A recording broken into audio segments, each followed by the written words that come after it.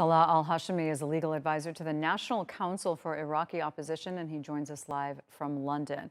All right, good to have you. I think in the last couple of weeks, as much as ever, Muqtada al Sadr has shown the world that he is pulling the strings in Iraq. Well, first of all, thank you for having me. Well, I wouldn't say pulling all the strings. Of course, he's pulling the majority of them. He certainly has a great matter of support on the grassroots level, i.e. on the street level. And there is a wide discontent and anger amongst his supporters at years and years of corruption and mismanagement of the country. And therefore, we see that his cause, who were really opposed to the largely Iranian-supported coordinated bloc, taken up by those who are on the street. And we saw all of the incidents that happened and unfolded in the past couple of days. I think the problem here is that nobody is talking about the root causes of the problem as opposed to the results that we see playing out on our screens these days. The root causes of the problem is actually the Constitution. The Constitution was not drafted with the total consent of the Iraqi people. Although many people would say, yes, it was, well, I would tend to disagree, simply because there are laws within that Constitution that has caused all of the mayhem we see today. And of course, adding to that, the revelation by the Iraqi activists in Washington of the leaks from al-Maliki, who was attacking al-Sadr and threatening to use armed force to silence his bloc. That, of course, caused anger amongst Sadrists, and that exploded on the streets by, of course, the Muqtada al Sadr's orders to invade the Green Zone and occupy the buildings of Parliament. Because that anger exists, and we saw that so explicitly in the last 2 days, what Muqtada al Sadr decides to do next, will that be key to what happens next in Iraq? And what do you expect that to be?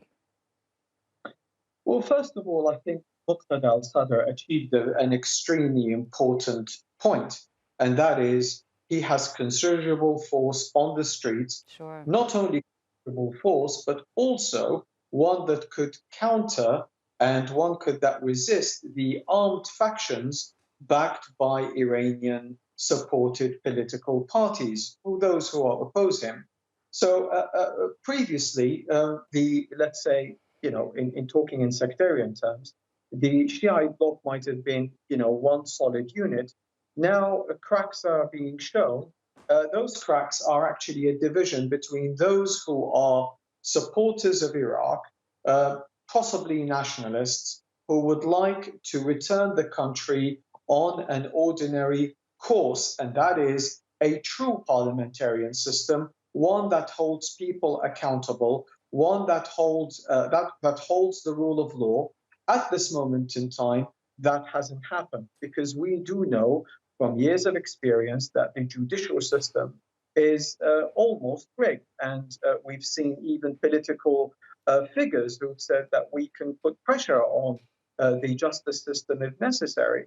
That ought to stop. And I think what has happened today is a kind of influence to imbalance the poles of power, whereby the previous unfettered, completely impugned system has now been disturbed by the clashes on the streets.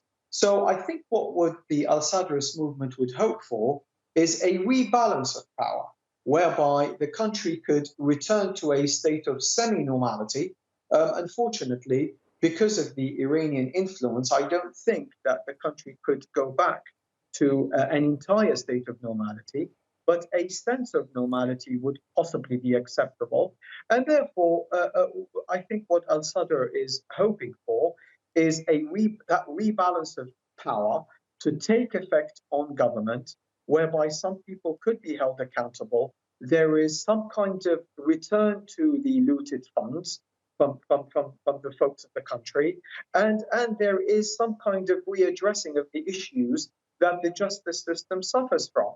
This might quieten down the population and also bring about a sense, and I say a sense, of normality to the streets. All right, excellent points. Salah Al Hashimi, thanks for that perspective. Thank you.